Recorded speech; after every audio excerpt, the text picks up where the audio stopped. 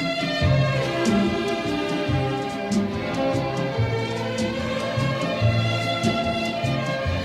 welcome everybody. Welcome. Thanks for coming. I always like to ask if anybody's seen me speak before, just so I tell you what jokes so I know what jokes to say. Just one or two. Okay.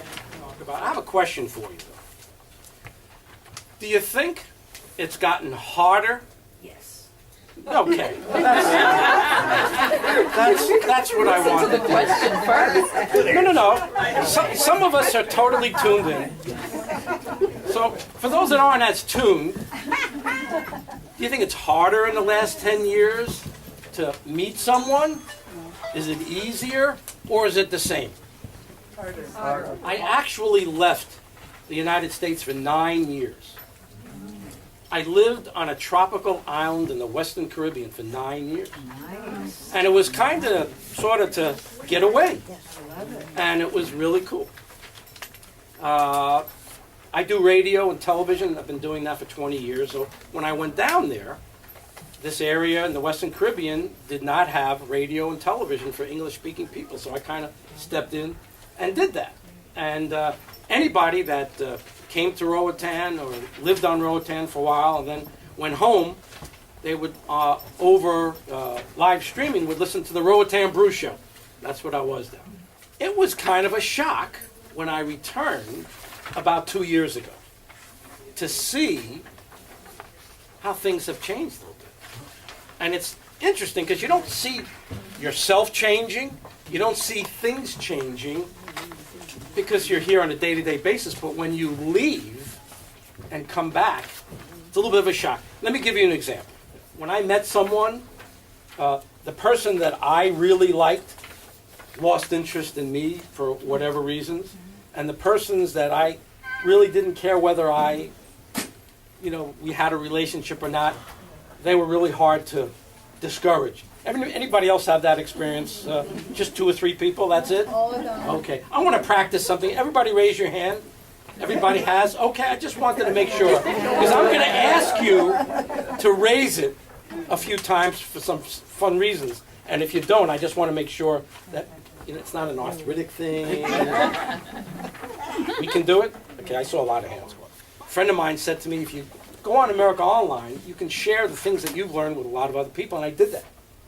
And starting in 1993, a long time ago now, goodness gracious, 20 years ago, I got online as I'm the original love coach, LUV coach at AOL.com. There's no numbers or anything else after it. There was only a couple of 100,000 people on there at the time. And this fellow said to me, if you open up a room called relationship coaching, people will find that room and they'll come in and ask you questions. And that's exactly what I did. Over a 10-year period of time, something just kept telling me to do it. It's one of those things. You ever hear a voice? Sometimes they take you away for hearing that voice, but not all the time. Sometimes you hear a voice and you listen to it. We're going to talk a little bit more about that. And I would hear a voice that just said, just continue to help people. Continue to share what you've learned. So some people would say like an idiot, but I was okay with it. Over a 10-year period of time, I worked with over 6,000 people. Helped 6,000 people. And one thing I didn't count on, which really blew me away, was that I heard their stories. I thought I was there to help them, and I did. I did help a lot of people. But I heard their stories. And it's all documented. It's all written down here. What I couldn't believe was how similar many of the stories were. No matter where you were from, no matter what you were doing, almost no matter what age you were, no matter what city you were living in.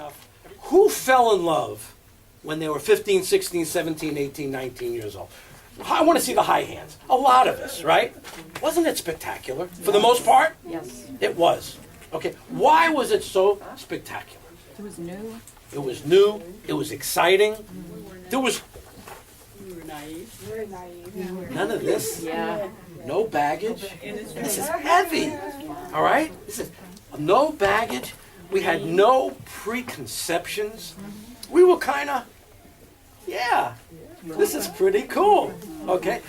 But if you fell in love at 16, 17, 18, 19, 20, and you had a decent experience, gosh, there's nothing like that. But if you got your heart broken during that process, that's hard. When men are 15, 16, 17, 18, 19 years old, and they get their hearts broken, I don't want to spit on it. they never recover. Even do women. But I'm going to tell you the difference. I'm going to tell you the difference, and you're right. You have a chance to talk to your girlfriends about it. You have a chance to talk to your mother about it. You have a chance to talk to your sister about it. If Frank gets his heart broken and he goes to the spa, he's going to say, hey, Tony, my girlfriend broke my heart. I'm feeling really vulnerable. Is that going to happen? No. Ain't going to happen. Frank is stuck with his thoughts and feelings. There's nobody to help him. He's not going to reach out to a coach. He's not going to reach out to anyone. So we stay emotionally retarded for a long time to come when it comes to relationships. We close up a little bit. And some of us close down. And you know what? It's not a terrible thing to close down for a while so that you can heal. The pie theory is that when you get your heart broken and you're going to that next relationship, if you don't give yourself some time to heal, you might approach that next relationship with a half a pie or a quarter of a pie. And if you get your heart broken again, we're down to slivers of what we bring to the next relationship. Now, how are we supposed to enter into a relationship with a sliver of a piece of pie? Hard. You bring a sliver, he brings a sliver. You don't even have enough for a big juicy piece of pie between the two of you. I'm getting hungry. Sorry. Is it pizza? Or So, I'm kidding. I think of apple pie, actually. I don't know why I think of apple pie. Pizza pie, I think of apple pie, so I'm going to go with apple pie. So, what do? We have to take the time to heal ourselves because, whether you admit it or not, and there's a lot of people that have come from a lot of angles, ain't nothing like love. We're all looking for love, and we all need love in our lives. Okay? Now, half of you are thinking the temperature in the room just went up about 5 degrees because we've had a tough time with love. What I learned from all those people, over the 6,000 people, is that they stopped to protect themselves. They stopped leading with their hearts. They kind of kept it closed and safe, and they led with their heads.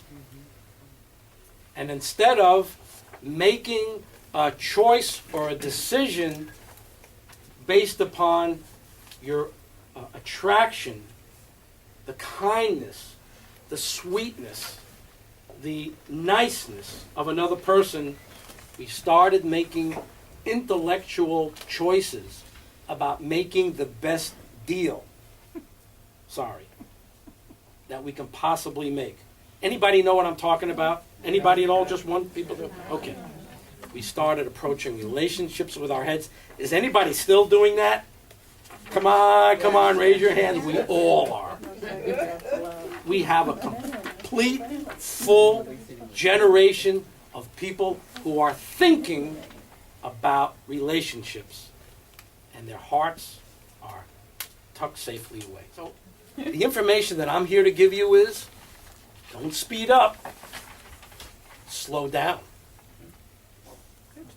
Regrow your pie so that when you meet someone, you've got some pie to offer them.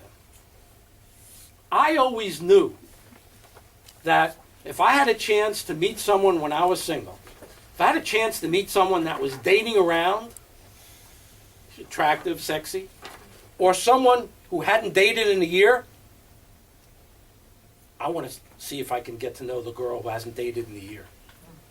Because I know that she's had a chance to find out a little bit about her feelings, who she is, and maybe she's been to Reiki classes, she's been meditating, okay?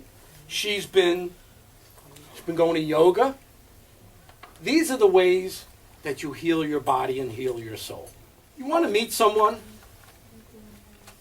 And I hear so many ladies say to me, if I don't go up to a man, he's never going to come up to me. How many still believe that? A lot of people, I'm sure. If I don't do it, it's not going to happen. I've got to tell you something. There are 2 easy ways to attract someone, and we've just talked about it.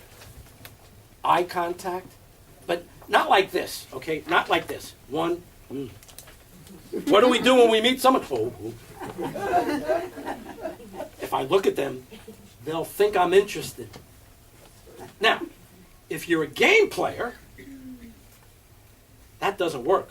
If I look at you for a second, and I keep on looking at you because I'm interested, that's not a game. That's me showing I like what I see. But game players, I don't know how game players meet. Oh, you don't. That's right. Game players don't really meet because they're not willing to smile at someone that they're interested in. They're not willing to have dynamic eye contact with someone that they're interested in. They would rather act like they're not interested, because if you're not interested, maybe someone will be interested in me. So I'm not going to act interested. I'm not going to let them know I'm interested, because I'm not going to look at them. Do we do that? Yes. Oh. How does that work? Grammar school. It don't work, like they say in New York. If you find someone that you think is interesting, everybody raise their hand. Everybody. If I find someone that I'm interested in, I'm going to smile. I'm going to smile at them. Put your hand up. Eye contact. I am going to smile at them for 5 seconds. Put your hands back up. I am going to smile at them for 5 seconds. So help me. So help me. Okay, put your hands up. It's funny. You think that's going to help you? Yes, it will. What I want to tell you is there's a lot of beauty and kindness and wonder in finding someone you can get along with. Anybody in this room want to find someone they can get along with? Thank goodness. If you truly do want to find someone you can get along with, try cutting down on the judgments. How about letting a kind person say hello, smile at someone who looks kind, the eye contact, the smile. You know what? If you smile at someone, if you smile at a guy, across the room, that guy is going to come over and say hello. They're just scared to death of coming over and getting rejected. But if you would just smile at him, now if he doesn't come over, that's okay. You thought he was kind of cool, you thought she was kind of cool. You smile, it will invite them to come over. You look at them, your eye contact, don't turn away. Practice on someone who you don't think is that good looking. Practice on someone it's not going to work out with. Practice, though.